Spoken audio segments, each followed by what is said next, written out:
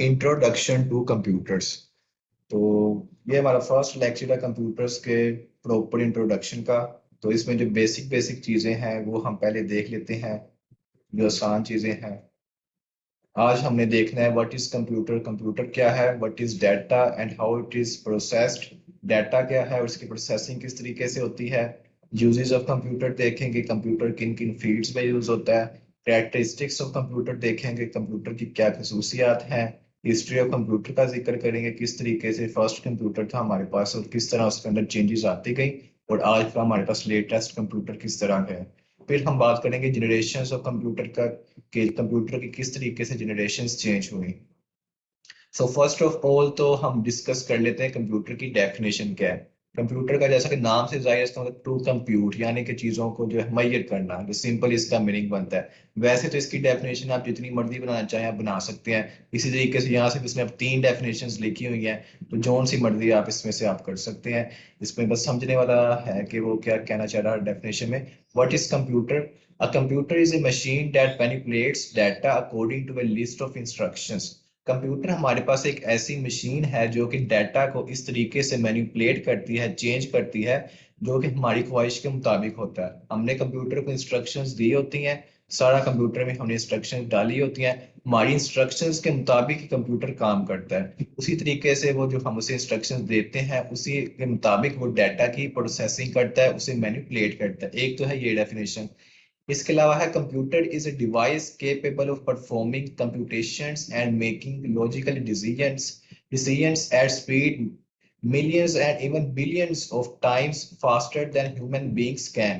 Computer का हमें क्या फायदा है कि ये चीजों को मैयर तो करेगा, लेकिन इसकी जो स्पीड होगी उसको अगर आप कंपेयर करेंगे ह्यूमन की स्पीड के साथ, तो उसमें वो मिलियन या बिलियन टाइम में जो है वो फास्टर काम करेगा। ठीक है। इसके अलावा क्या डेफिनेशन है? Computer is an electronic machine which is used for data processing. Computer एक ऐसी इलेक्ट्रॉनिक डिवाइस है, मशीन है, जिसे हम डाटा प्रोसेसिंग के लिए यूज करेंगे। The output which comes after processing data through computer is known as information। जो आउटपुट कंप्यूटर से निकलती है after the processing of data, उसे हम कहते हैं इंफॉर्मेशन। तो सबसे पहले तो हम जिक्र करेंगे डाटा क्या है, इंफॉर्मेशन क्या है, दोनों में फर्क क्या है। तो सबसे पहले आपने जो अपना कॉन्सेप्ट है ना उसे क्लियर करना है कि डाटा और इंफॉर्मेशन में फर्क क्या है। सो डाटा, डाटा वो कह रहा है डाटा क्या होता है? It is the collection of raw facts, figures and symbols. The raw means अनप्रिपेयर्ड और अनप्रोसेस्ड। डाटा कहता है हमारे पास ये कलेक्शन होती है रॉ फैक्ट्स की, फिगर्स की या सिंबल्स की। डाटा का कोई भी मीनिंग नहीं होता, इसके हमें मतलब समझ नहीं आता। ये बिल्कुल हमारे पास एक खाम चीज होती है, बिल्कुल एक रॉ चीज होती है जिसे आपने किसी भी तरीके से प्रिपेयर नहीं किया होता, आपने उसके अंदर कोई भी जो है प्रोसेसिंग नहीं की होती। तो उससे जो है वो डाटा हम कहते हैं। फॉर एग्जांपल अब पेट्रोलियम प्रोडक्ट्स का जो है आप देखते हैं कि पेट्रोलियम जो प्रोडक्ट्स हैं, अगर आप उसे जमीन के नीचे से निकालते हैं तो आपको जो है वो बिल्कुल एक खाम चीज होती है। उससे आप जो मुख्तलिफ किस्म की प्रोडक्ट्स बनाते हैं, आप अपने जो है डीजल उससे ले सकते हैं, उससे आप जो है अपनी बाइक का ले सकते हैं, पेट्रोल ले सकते हैं। तो उसकी हम प्रोसेसिंग करते हैं। शुरू में हमें एक रॉ चीज मिलती है, हमें एक खाम चीज मिलती है, हम उसकी फर्दर प्रोसेसिंग करते जाते हैं और हमें different different products according to our need मिलती जाती हैं। तो डाटा हमारे पास क्या है? रॉ फैक्ट्स हैं, फिगर्स हैं, सिंबल्स हैं, उसकी हम जब प्रोसेसिंग कर लेंगे तो डाटा की प्रोसेसिंग के बाद हमें चीज मिलेगी, उसे हम कहते हैं इंफॉर्मेशन। तो डाटा क्या है? डाटा है raw facts, figures and symbols. It the raw means अनप्रिपेयर्ड और अनप्रोसेस्ड। डाटा में consist of text, numbers, images, audio and video. Data में हमारे पास टेक्स्ट भी हो सकता है, नंबर्स भी हो सकते हैं, इमेजेस भी हो सकती हैं, ऑडियो भी हो सकता है, वीडियो भी हो सकता है। किसी भी किस्म का जो डाटा वो हमारे पास हो सकता है। एग्जाम्पल वो दे रहा है, a list of class students showing student roll numbers, names, obtained marks is an example of students data. आपके पास एक लिस्ट है, उसमें स्टूडेंट्स के रोल नंबर्स लिखे हुए हैं, उनका नाम लिखा हुआ है और उनके ऑब्टेन्ड मार्क्स लिखे हुए हैं, लेकिन उसका कोई सीक्वेंस नहीं है। तो वो आपके पास जो लिस्ट है ना वो आपके पास एक डाटा है। सो data is an input for computer. Input का आपको पता है, इनपुट ऐसी चीज है जो कि हम कंप्यूटर को प्रोवाइड करेंगे, और आउटपुट ऐसी चीज है जो कि कंप्यूटर हमें प्रोवाइड करेगा। हम कंप्यूटर को देंगे रॉ फैक्ट्स एंड फिगर्स, उसकी प्रोसेसिंग वो करेगा according to our given instructions. जब उसकी प्रोसेसिंग हो जाएगी, जब डाटा प्रोसेस हो जाएगा, तो जो हमें वापस आउटपुट में मिलेगा वो हमें मिलती है इंफॉर्मेशन। सो डाटा इनपुट होता है, जो इंफॉर्मेशन होती है वो आउटपुट होती है। Data is meaningless and valueless. Data का कोई भी मतलब है वो हमें समझ नहीं आता। जबकि जो इंफॉर्मेशन है, the processed data is called information। जब डाटा की प्रोसेसिंग हो जाती है तो उसे हम कहते हैं information. the processed data gives clear and proper meanings। अब जो इंफॉर्मेशन है यानी कि प्रोसेस्ड डाटा है, उसका क्लियर कट मीनिंग भी होता है, उसका प्रॉपर आपको समझ भी आती है। सो information is an output from computer. Information is meaningful and valuable. दोनों का कंपैरिजन करना। डाटा आपने देखा था, फ्रैक्शन फिगर से उनकी कोई समझ नहीं आ रही थी, वो इनपुट था। बिल्कुल उसके बरअक्स है कि जब आपने उसकी प्रोसेसिंग कर लिया, जब उसका मीनिंग निकला है, वो एक आउटपुट के तौर पर एक्ट कर रहा है, वो आपके पास एक वैल्यूएबल चीज हो गया है, तब वो आपके पास जो है वो इंफॉर्मेशन बन गया। तो इंफॉर्मेशन हमारे लिए काम की चीज है। अब इस एग्जांपल से आपको तमाम ये चीजें क्लियर हो जाएगी, डाटा वर्सेस इंफॉर्मेशन क्या है। अब ये देखें, वो कह रहा है data is representation of a fact और idea. It can be number, word, picture और साउंड। ये देखें एग्जांपल्स ऑफ डाटा। अब यहाँ पे ना इसका भी सीक्वेंस जैसी चीजें लिखी तो है, लेकिन आप इसकी समझ नहीं आएगी। लिखा हुआ है 3547, अहमद लिखा हुआ है, सिटी का नाम लिखा हुआ है और मलेशिया लिखा हुआ है, लेकिन आपको इसकी समझ नहीं आ रही। ये आपके लिए डाटा है। जब डाटा की आप प्रोसेसिंग करेंगे, ये देखिए आगे उसकी प्रोसेसिंग होगी तो इंफॉर्मेशन बन जाएगी। अब बकायदा हमें पता चल रहा है कि उसका रोल नंबर जो है वो है 3547। उसका नेम अहमद है, उसकी सिटी ये है, उसकी कंट्री जो है वो मलेशिया है। तो डाटा जो आपके पास था उसकी आपको मीनिंगलेस थी, उसकी आपको समझ नहीं आ रही थी। जब आपने डाटा की प्रोसेसिंग की, सो प्रोसेस्ड डाटा जो था वो इंफॉर्मेशन बन गया। सो इंफॉर्मेशन में आपको एक सीक्वेंस मिल गया। इंफॉर्मेशन आपके लिए वो थी, वो एक मीनिंगफुल चीज थी, आपको चीज की समझ भी आ गई। आपको पता चल गया कि ये जो 3547 है, ये उसका रोल नंबर है। अहमद उसका नाम है, ये उसकी सिटी का नाम है, ये उसकी कंट्री का नाम है। Information is data that has been organized or presented in a meaningful manner। तो इंफॉर्मेशन जो हमारे पास है वो डाटा को जब हम ऑर्गेनाइज कर देते हैं और उसे एक हम मीनिंगफुल उसकी प्रेजेंटेशन हमारे पास एक मिल जाती है, उसे हम कहते हैं इंफॉर्मेशन। सो लाइबा, आपको इसकी समझ आ गई डाटा वर्सेस इंफॉर्मेशन? जी sir. Okay. So next is the data processing. अब डाटा प्रोसेसिंग हमने किस तरीके से करनी है कि हमारे पास वो जो है इंफॉर्मेशन बन जाए। The conversion of data into information is called data processing। अब डाटा को जब हम इंफॉर्मेशन में कन्वर्ट करते हैं तो उस प्रोसेस का नाम है data processing. Different operations are performed on data to convert it into useful information। These operations may include arithmetic, data sorting and data processing।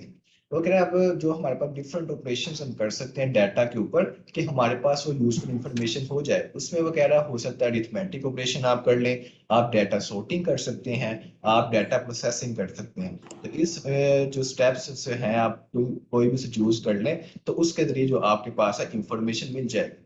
ये देखिए डाटा था, डाटा ने इनपुट के तौर पर एक्ट किया, आपने कंप्यूटर को डाटा दिया, डाटा की हुई प्रोसेसिंग। जब प्रोसेसिंग उसकी कंप्लीट हो गई तो कंप्यूटर ने आपको आउटपुट के तौर पर एक मीनिंगफुल, वैल्यूएबल, समझी जाने वाली चीज दी जिसका नाम है इंफॉर्मेशन।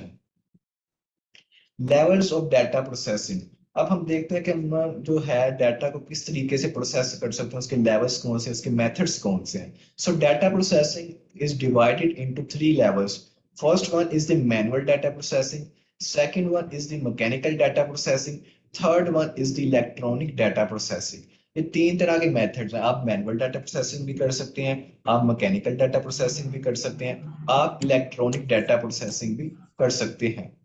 अब हम देखते हैं मैनुअल डाटा प्रोसेसिंग में हम किस तरीके से जो है उसकी प्रोसेसिंग करते हैं। So in manual data processing data is proceed manually without using any machine और टूल्स। नाम से जाहिर है मैनुअल कि जो हमने काम करना हमें खुद ब खुद ही करना पड़ना है, सारा मैनुअली हमें काम करना पड़ना है। तो इसमें जो है आप कोई मशीन या टूल यूज नहीं कर सकते। तो ये जो आपके पास जो काम होगा ये टाइम कंज्यूमिंग भी होगा और आपके लिए मुश्किल भी होगा, क्योंकि आप ये सारा काम जो है मैनुअली कर रहे हैं। All types of calculations and other operations are performed by human beings. सारे का सारा काम जो है ना वो आपको खुद ब खुद करना पड़ना है, ह्यूमन बीइंग को करना पड़ना है। फॉर एग्जांपल देखें ना, आपके कॉलेज का एक सिस्टम है, समझ लें कि आपकी जो है अटेंडेंस का एक सिस्टम है। अटेंडेंस को अगर आप जो डाटा प्रोसेसिंग करते हैं, आप उसे रजिस्टर के ऊपर नोट करते हैं, रजिस्टर के ऊपर उसके मैनुअली एक एक टिक लगाते हैं, या जो भी आप प्रेजेंट लिखते हैं, तो वो आपका टाइम कंज्यूमिंग प्रोसेस बन जाता है। लेकिन उसके लिए अगर आप इलेक्ट्रॉनिक डाटा प्रोसेसिंग यूज कर लें, तो वो जो आपके लिए काम होगा कदरे वो जो होगा टाइम की बचत भी हो जाएगी और आपके लिए वो इजी भी होगा। तो ये है ओल्ड मेथड, तो मतलब कि हमारे लिए जो है मैनुअल डाटा प्रोसेसिंग, ये अब जो हमारे पास अगर हम इसे अब करेंगे तो हमारे पास ये काफी टाइम कंज्यूमिंग होगा। इसके अलावा और कौन से हैं? इलेक्ट्रॉनिक डाटा प्रोसेसिंग आप कर सकते हैं इसमें। अच्छा, मैनुअल हमारी रहती है, अभी मैकेनिकल हमारा रहता है। मैकेनिकल डाटा प्रोसेसिंग में हम क्या करेंगे? In mechanical data processing data is proceed by different tools like Pascal's, calculator और अदर मैकेनिकल डिवाइसेस। अब इसमें हमारे पास जो है वो मैकेनिकल डिवाइस का यूज आ जाएगा। तो मैकेनिकल डाटा प्रोसेसिंग में हम किसी भी टूल का इस्तेमाल कर सकते हैं डाटा प्रोसेसिंग के लिए। ये मेथड जो है ये जो मैनुअल से उससे फास्टर है, ये उससे ज्यादा एक्यूरेट भी है। This method is faster and more accurate then in manual data processing. अब थर्ड वन जो हमारे पास है वो है electronic data processing. In electronic data processing data is proceed through a computer. Data and set of instructions are given to computer as input. The computer automatically processes the data according to given sets of instructions. This method is very fast and accurate.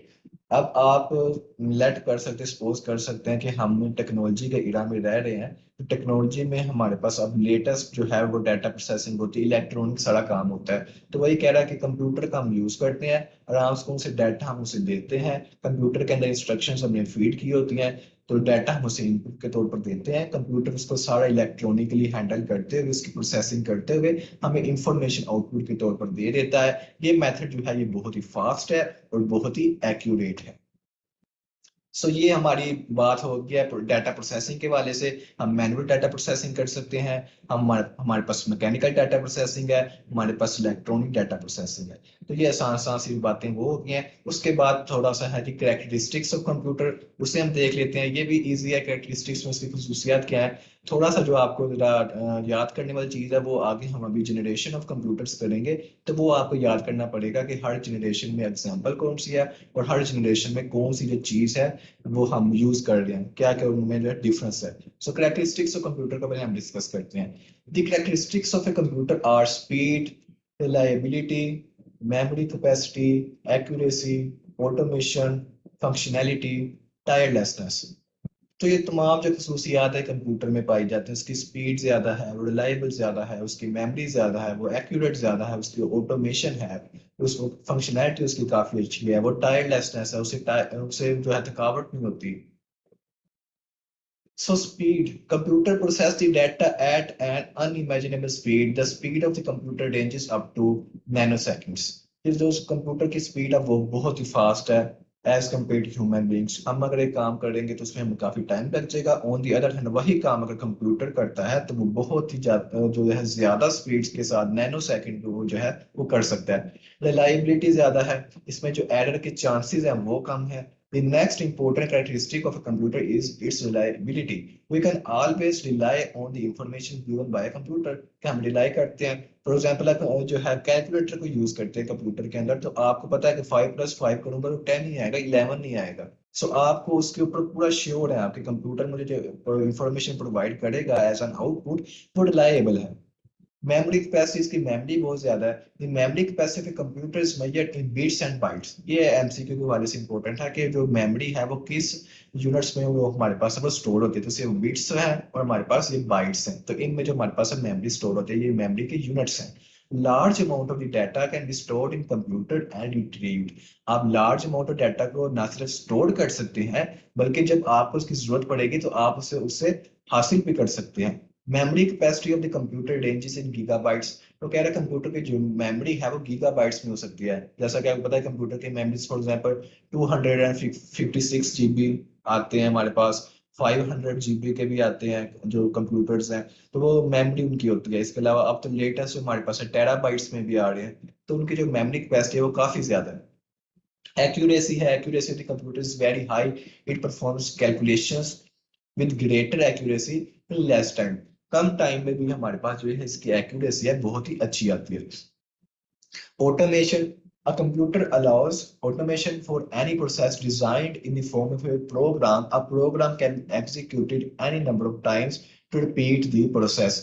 Automated काम हो जाता है, आप एक बार एक programme को develop कर लेते हैं, उसके बाद आप उसमें जितनी बार मर्जी फंक्शन कर लें तो वो आपके पास जो आपका काम है वो आसानी से कर देगा, यानी कि ऑटोमेटिकली आपका वो काम है वो इजीली हो जाएगा। वो हर बार जो है वो उतनी मेहनत नहीं करनी पड़ेगी। आप एक प्रोग्राम को डिजाइन करें, उसे इस तरीके से करें कि उसका एज एन ऑटोमेशन वो एक्ट कर रहा हो। फंक्शनैलिटी उसकी अच्छी है, टायरलेसनेस है। फंक्शनैलिटी में क्या है जी, computer can performs many kinds of jobs. It not only process the data but also can be used for playing music, movies and printing jobs. उसके डिफरेंट आप फंक्शंस ले सकते हैं। उसकी एप्लीकेशन जो है वो हर किस्म की फील्ड्स में पाई जाती हैं। टायरलेसनेस से कंप्यूटर है वो कभी भी टायर्ड नहीं होता, वो थकता नहीं है। इंसान जो है अगर सारा दिन काम करता रहेगा, जॉब पे जाएगा तो वो थक जाएगा। कंप्यूटर का जो है वो आप इलेक्ट्रॉनिक सोर्स दिए रखें तो वो थकेगा नहीं, आप जितना मर्जी से काम है वो आप ले सकते हैं। तो ये हमारी होगी, ये बातें हो गई हैं। अब है uses of computer. So uses of computer के बारे में मैं आपको थोड़ा सा बता देता हूँ, इसमें कौन कौन से यूजेस हैं।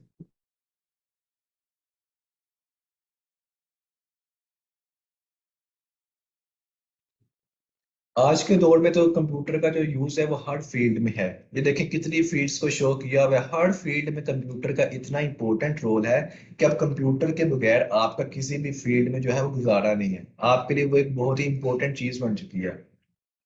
अब मैं ऑनलाइन एक लेक्चर डिलीवर कर रहा हूँ तो वो मैं कंप्यूटर के ऊपर कर रहा हूँ। आप लेक्चर ले रहे हैं तो वो आपने भी कोई ना कोई कंप्यूटिंग डिवाइस पकड़ी हुई है। तो यानी कि आज के दौर की बहुत एक इंटेग्रल पार्ट जो है, इंटेग्रल पार्ट बन चुका है हमारी लाइफ का, कि इसके बगैर जो हमारा गुजारा है वो मुमकिन नहीं है। साइंस में इसका यूज है, गवर्नमेंट जो अदारे हैं उनमें इसका यूज है, हेल्थ एंड मेडिकल में, एजुकेशन में, industry, banking, entertainment, training, arts, sports, robotics, safety and security, publishing, weather forecasting, communication, business, तो सारों में जो है इसका जो है कंप्यूटर का यूज हो रहा है। Use of computer at home. Home पर हम क्या क्या यूज कर सकते हैं, कंप्यूटर किस लिए यूज होता है? होम बजट बनाने के लिए, कंप्यूटर गेम्स खेलने के लिए, वर्किंग फ्रॉम होम के लिए, इंफॉर्मेशन के लिए, इंटरटेनमेंट के लिए, चैटिंग के लिए। एजुकेशन में क्या होता है, डिस्टेंस लर्निंग होती है, ऑनलाइन एजुकेशन होती है, टेस्टिंग एंड इवैल्यूएशन होती है, स्कूल एडमिनिस्ट्रेशन है वो यूज करते हैं। तो ये तो बातें ही बस आपने रीड कर लेना, समझने वाला इसमें कुछ नहीं है। तो इन इंडस्ट्री में क्या यूज करते हैं, automated production, design systems, machinery status and running के लिए। बिजनेस में क्या है, मार्केटिंग में, स्टॉक एक्सचेंज में, बैंक्स में, डिपार्टमेंटल स्टोर्स में। मेडिकल फील्ड में क्या है, हॉस्पिटल एडमिनिस्ट्रेशन में के लिए यूज होता है, रिकॉर्डिंग मेडिकल हिस्ट्री के लिए, मेडिकल रिसर्च के लिए, मॉनिटरिंग सिस्टम्स के लिए। तो ये चीजें हैं जो उसके यूजेस हैं। अब जो है समझने वाली जो है चीज वो हिस्ट्री ऑफ कंप्यूटर और जनरेशन ऑफ कंप्यूटर। हिस्ट्री में आपको बाद में करवाता हूँ, फर्स्ट हम डिस्कस करेंगे generation of computers. Generation of computer क्या है? The term generation indicates the type of technology used in the computer construction. अभी हम ना देखेंगे 5 किस्म की generation, 5 types of generation of computers. First generation computers, second generation computers, third generation computers, fourth generation computers and fifth generation computers. तो हर जो generation होगी उसमें हमारे पास जो है वो एक स्पेसिफिक जो है वो टेक्नोलॉजी यूज हो रही होगी। तो इनका आपने एक ना टेबुलेटेड फॉर्म में जो है इसका आपने डिफरेंस याद करना है कि फर्स्ट जनरेशन में सेकंड, अगर फर्स्ट जनरेशन को कंपेयर करें सेकंड से, उसमें क्या फर्क आ रहा है, थर्ड से कंपेयर करें उसके साथ क्या फर्क आ रहा है। जैसे आप टेबुलेटेड फॉर्म में अगर जनरेशन कंप्यूटर्स को करते हैं तो आपको ये इजीली याद हो जाएगा। तो वो कह रहे हैं जनरेशन से मुराद है कि हमारे पास जो कंप्यूटर का एक जनरेशन है उसमें कौन सी किस्म की टेक्नोलॉजी यूज हो रही है। As new technology was emerging it was being used in the making of computers. जब भी कोई नई टेक्नोलॉजी इंट्रोड्यूस होती है तो वो हमारे पास एक नई जनरेशन ऑफ कंप्यूटर बन जाती है। The new technology improves the speed, accuracy and storage capacity of computer. जब भी कोई नई जनरेशन आती है, कोई नई टेक्नोलॉजी आती है, उससे कंप्यूटर की स्पीड बढ़ जाती है, उसकी एक्यूरेसी बढ़ जाती है, उसकी स्टोरेज कैपेसिटी बढ़ जाती है। इस वक्त हमारे पास कॉमनली 5 जनरेशन ऑफ कंप्यूटर्स हैं। Therefore, computers can be divided into 5 generations. First generation, ये आपने टाइम पीरियड देख लिया ना, फर्स्ट जनरेशन स्टार्ट हो रही है 1942 से लेकर 1955 तक। फर्स्ट जनरेशन कंप्यूटर्स इस टाइम पीरियड के दौरान यूज हुए थे, 1942 से लेकर 1955, ये उसका टाइम ड्यूरेशन है। अब इसमें देखिए टेक्नोलॉजी कौन सी यूज हो रही है। Vacuum tube technology used in the first generation. अब आपने याद कर लेना है कि फर्स्ट जनरेशन कंप्यूटर में वैक्यूम ट्यूब टेक्नोलॉजी यूज हुई थी। उसमें क्या था, लिमिटेड मेन स्टोरेज कैपेसिटी, उसमें जो कैपेसिटी थी वो लिमिटेड थी, बिल्कुल कम थी। Machine language was used in first generation, ये भी आपने याद कर लेना कि फर्स्ट जनरेशन कंप्यूटर्स में कौन सी लैंग्वेज यूज हुई थी। तो आपको पता होना चाहिए कि मशीन लैंग्वेज जो है वो फर्स्ट जनरेशन ऑफ कंप्यूटर्स में यूज हुई थी। वैक्यूम ट्यूब टेक्नोलॉजी यूज हुई है, लिमिटेड उसमें स्पेस थी, और उसमें जो लैंग्वेज थी वो मशीन लैंग्वेज यूज की गई थी। स्लो डाटा प्रोसेसिंग स्पीड, लेकिन अब इतना पुराना फर्स्ट जनरेशन है तो उसे आप अगर कंपेयर करेंगे लेटेस्ट के साथ तो वो तो बहुत ही स्लो होगा, तो उसमें स्लो डाटा प्रोसेसिंग थी। हीट एंड मेंटेनेंस प्रॉब्लम्स थे, उसमें हीट ज्यादा हो जाता था। आपके पास large size due to the use of vacuum tubes, क्योंकि इसमें वैक्यूम ट्यूब्स यूज होती थी, इसलिए इसका जो साइज था वो भी काफी लार्ज था। इससे मतलब कि आप कह लें कि बाबा पूरे कमरे में आपसे ना, कमरे जितना आपके पास एक कंप्यूटर होगा, तो उसमें जो उसका साइज है वो उसका साइज काफी ज्यादा था कंप्यूटर्स का फर्स्ट जनरेशन। कॉस्टली बहुत ही महंगे थे तब के लिए, और उनकी रिलायबिलिटी भी वो थी, वो कम थी। मैग्नेटिक ड्रम्स को हमने मेमोरी के लिए यूज किया था। तो ये फर्स्ट जनरेशन ऑफ कंप्यूटर जो है आपकी स्क्रीन के ऊपर है, इसे आपने अभी याद कर लेना है उसमें क्या क्या चीजें यूज हुई हैं, उसमें क्या क्या ड्रॉबैक्स थे। तो वैक्यूम ट्यूब टेक्नोलॉजी यूज हुई है, स्टोरेज कैपेसिटी उसमें कम थी, मशीन लैंग्वेज उसमें यूज हुई थी, उसकी डाटा प्रोसेसिंग स्पीड कम थी, उसमें हीट और मेंटेनेंस का प्रॉब्लम था, उसका साइज था कंप्यूटर का वो काफी लार्ज था, वो हमारे पास बहुत ही महंगा था, उसकी रिलायबिलिटी भी थी वो कम थी। इसके अलावा हमने मेमोरी के लिए उसमें मैग्नेटिक ड्रम्स को यूटिलाइज किया था। एग्जाम्पल्स भी आपने याद कर लेनी है कि एग्जाम्पल्स में ENIAC, electronic numeric integrator and computer, और इसके अलावा यूनिवैक है हमारे पास, universal automatic computer, mark one computer. तो फर्स्ट जनरेशन ऑफ कंप्यूटर्स उनके नाम है ENIAC, UNIVAC one and mark one computer. तो तो हमने अपना फर्स्ट जनरेशन कंप्यूटर देख लिया है। अब हम आगे देखते हैं, ये उसकी डायग्राम इसमें पिक्चर शो की हुई है फर्स्ट जनरेशन की। उसके बाद हम देखते हैं सेकंड जनरेशन। अब सेकंड जनरेशन जो है वो फर्स्ट जनरेशन ऑफ कंप्यूटर्स के बाद आई। इसका टाइम ड्यूरेशन क्या है, 1955 से लेकर 1964 के दौरान second generation of computer use हुई। इसमें हमने जी थोड़ी तरक्की कर ली, टेक्नोलॉजी थी वो थोड़ी चेंज हो गई, तो हमने उसका जो जनरेशन है वो भी चेंज कर ली कि वो फर्स्ट थे, हमारे पास सेकंड जनरेशन ऑफ कंप्यूटर बन गई। इसमें हमारे पास ट्रांजिस्टर टेक्नोलॉजी का यूज किया गया। इसमें जो लैंग्वेज थी वो असेंबली लैंग्वेज का यूज किया गया। ये रिलायबल था और एनर्जी एफिशिएंट भी था। अगर अगर हम इसे कंपेयर करें फर्स्ट जनरेशन के साथ, इसमें स्टोर टू प्रोग्राम का जो कंसेप्ट था वो मर्ज हुआ। ये लेस कॉस्टली था। इसमें इनपुट और आउटपुट थी वो फास्टर थी। इसमें जो था हीट का जो इश्यू आ रहा था फर्स्ट जनरेशन में, उसे भी किसी हद तक सोल्व कर लिया गया था। मैग्नेटिक कोड को हमने मेमोरी के तौर पर यूज किया। तो देखा आपने फर्स्ट जनरेशन कंप्यूटर्स में क्या क्या चीजें थी, और उसमें ड्रॉबैक्स कौन से थे। और सेकंड जनरेशन में हमने लेटेस्ट टेक्नोलॉजी का यूज करते हुए जो उसके ड्रॉबैक्स थे उसे हमने सोल्व करने की कोशिश की। जैसा कि हीट का इशू था, हमने उसे सोल्व करने की कोशिश की, वो स्लो था, कम रिलायबल था, तो हमने उसकी रिलायबिलिटी को बढ़ाने की कोशिश की, उसमें स्टोरेज कैपेसिटी को बढ़ाने की कोशिश की। हमने ट्रांजिस्टर्स का यूज किया, हमने असेंबली लैंग्वेजेस का यूज किया, हमने उसकी जो कॉस्ट ऑफ प्रोडक्शन थी उसे हमने कम करने की कोशिश की। मेमोरी के लिए हमने मैग्नेटिक कोड का यूज किया।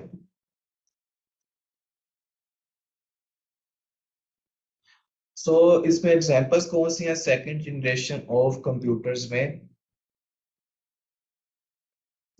IBM 1620, IBM 1401, IBM 7 और 94, CDC 160। तो ये जो एग्जांपल्स हैं ये सेकंड जनरेशन ऑफ कंप्यूटर्स के एग्जांपल्स, तो इनको भी आपने याद कर लेना।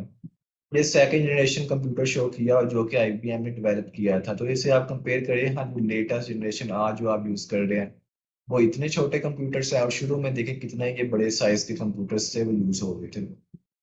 अब हम देखते हैं third generation of computers. Third generation use हुई थी 1964 से लेकर 1975 के दौरान। इसमें हमने किस चीज का यूज किया, इसमें हमने यूज किया आईसीज का, इंटीग्रेटेड सर्किट्स का यूज किया, जो कि हम सेमीकंडक्टर मटेरियल से बनाना शुरू कर दिया था। जब आईसीज का यूज आया तो एक नई टेक्नोलॉजी से, उससे हमें फिर फायदे भी काफी ज्यादा हो गए। इसे देखना इंटीग्रेटेड सर्किट्स, इसमें अब क्या होता है कि हम ना एक कम स्पेस के ऊपर ना ज्यादा से ज्यादा आईसीज लगा सकते हैं। तो कम स्पेस के ऊपर जितने ज्यादा वो इंटीग्रेटेड सर्किट्स होंगे उतनी वो अच्छी प्रोसेसिंग कर सकेंगे। तो उसका हमें यही फायदा होगा कि वो फास्टर होगा, हमारे पास smaller, more reliable and cheaper than the previous generation. जो कंप्यूटर होगा वो फास्टर होगा, स्मॉलर इन साइज होगा, ज्यादा रिलायबल होगा और सस्ता भी होगा। Use extensively high level languages like pascal. अब इसमें हमने हाई लेवल लैंग्वेज का यूज करना स्टार्ट कर दिया थर्ड जनरेशन में, like pascal. Commercial production of computer start हो गई। इससे पहले जो हमारे पास है वो देखें कितने वो कॉस्टली थे और हमारे पास एक कमर्शियल उसकी प्रोडक्शन नहीं हो रही थी। थर्ड जनरेशन पे आके हमने उसकी जो कमर्शियल प्रोडक्शन है वो स्टार्ट कर दी। इसमें हमने मैग्नेटिक डिस्क को स्टोरेज के तौर पर यूज करना शुरू कर दिया। इसमें अब एग्जांपल्स कौन सी हैं? IBM 370, IBM 360, UNIVAC 1108, UNIVAC 9000। तो ये हमारे पास है थर्ड जनरेशन ऑफ कंप्यूटर की एग्जांपल्स। अब हम देखते हैं फोर्थ जनरेशन को। फोर्थ जनरेशन 1975 से स्टार्ट हुई और अभी तक ये यूज हो रही है अप टिल नाउ। इसमें हमने माइक्रो प्रोसेसर का यूज करना शुरू कर दिया। Use micro processor very large scale integration circuits, VLSI circuits. ये हम नाम याद कर लेना, very large scale integration circuits. ये VLSI सर्किट्स का आपने यूज किया था, माइक्रो प्रोसेसर्स का आपने यूज किया था। इन्वेंशन ऑफ माइक्रो कंप्यूटर्स, यहाँ से ही जो था वो हमारे पास माइक्रो कंप्यूटर्स की इन्वेंशन स्टार्ट हो गई। इसी तरह हमें पर्सनल कंप्यूटर जिसे आप पीसी कहते हैं उसका इंट्रोडक्शन हुआ मार्केट में। सेमीकंडक्टर मेमोरी को यूज किया गया। इसके लिए हमारे पास कोई एक्सटर्नल कूलिंग की रिक्वायरमेंट नहीं रही। Examples: Apple series, IBM PC, micro computer. तो फोर्थ जनरेशन में हमने माइक्रो प्रोसेसर का यूज किया, VLSI सर्किट्स का यूज किया, हमारे पास माइक्रो कंप्यूटर्स की इन्वेंशन हो गई, पर्सनल कंप्यूटर का एक इंट्रोडक्शन हुआ, सेमीकंडक्टर मेमोरी को यूज किया गया। नो एक्सटर्नल कूलिंग रिक्वायर्ड, हमें कोई एक्सटर्नल कूलिंग की जो रिक्वायरमेंट थी वो भी हमारे पास खत्म हो गई थी। इसमें एग्जांपल कौन सी है? Apple series and IBM PC. ये उसकी आप फिगर देख सकते हैं। फिफ्थ जनरेशन हमारे पास ये लास्ट जनरेशन है, ये स्टार्ट हुई थी 1980 से और ये अभी तक जो है वो यूज में है। फिफ्थ जनरेशन जो है 1980 से स्टार्ट हुई और आज तक ये यूज में है। अब इसमें हम देखते हैं कि हमारे पास लेटेस्ट क्या क्या चीजें इसमें यूज हुई है। इसमें यूज किया गया अल्ट्रा स्केल इंटीग्रेटेड सर्किट्स का, ULSI। विषय ने वेरी लार्ज स्केल का जिक्र किया, यहाँ पे हमारे पास अल्ट्रा स्केल इंटीग्रेटेड सर्किट्स का यूज हुआ माइक्रो प्रोसेसर का। इसमें हमारे पास पैरेलल प्रोसेसिंग की टेक्नोलॉजी को यूज किया गया। Use super conductor technology greatly improving the speed of information flow.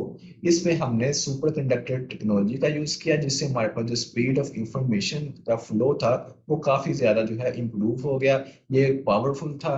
ये जो कंप्यूटर फिफ्थ जनरेशन का है, चीप, सस्ता था और इजी टू यूज था, इसे आप आसानी से यूज कर सकते थे। Development of true artificial intelligence. Fifth generation पे आके जो है ना आपके पास AI का कॉन्सेप्ट है। AI stands for artificial intelligence. तो फिफ्थ जनरेशन में आके आपके पास इतनी कंप्यूटर के अंदर इंटेलिजेंस आ चुकी थी कि आप उसे कह सकते थे कि अब ये एक ट्रू आर्टिफिशियल इंटेलिजेंस हमारे पास जो है वो एक आ चुकी है। आर्टिफिशियल इंटेलिजेंस का कॉन्सेप्ट यही है कि आज के जो कंप्यूटर्स हैं वो खुद ब खुद ही आप ना उनके एल्गोरिथम इस तरीके से सेट कर सकते हैं कि वो उनमें एक ना इंटेलिजेंस का फैक्टर आ जाता है। अब ह्यूमंस है वो एक इंटेलिजेंट एक क्रिएचर है, उनमें इंटेलिजेंस का जो है हमारे पास एक फैक्टर पाया जाता है।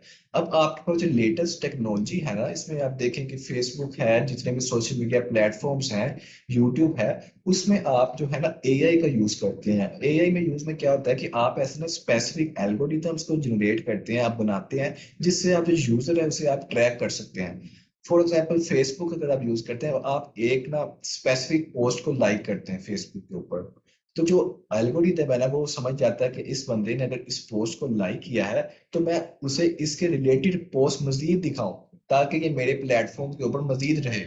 तो ये एआई का कॉन्सेप्ट है कि जो कंप्यूटर है वह ब खुद इतना समझदार हो चुका है कि वो आपको आपके जो है नीड के मुताबिक आपको गाइड करता जा रहा है। बाकी ये एआई का जो कॉन्सेप्ट है ना, ये काफी इंटरेस्टिंग कॉन्सेप्ट है। इससे अगर आप फर्दर यूट्यूब पे सर्च करेंगे ना, अगर किसी को शौक होगा तो वो इसे देख सकता है कि एआई का क्या कॉन्सेप्ट है, इसमें फर्दर इसका जो फ्यूचर में क्या रोल हो सकता है। एग्जाम्पल इसमें फ्यूचर जनरेशन में क्या है, सुपर कंप्यूटर और डेस्कटॉप कंप्यूटर।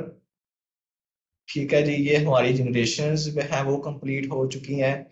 तो इसमें जो है एक ये मैंने टेबल, ये मतलब ये सारी समरी उसकी दी हुई है, इसे आप रीड कर सकते हैं। इसमें जो है वो शॉर्ट फॉर्म में सारा लिखा हुआ है, first generation computer, second, third, fourth and fifth.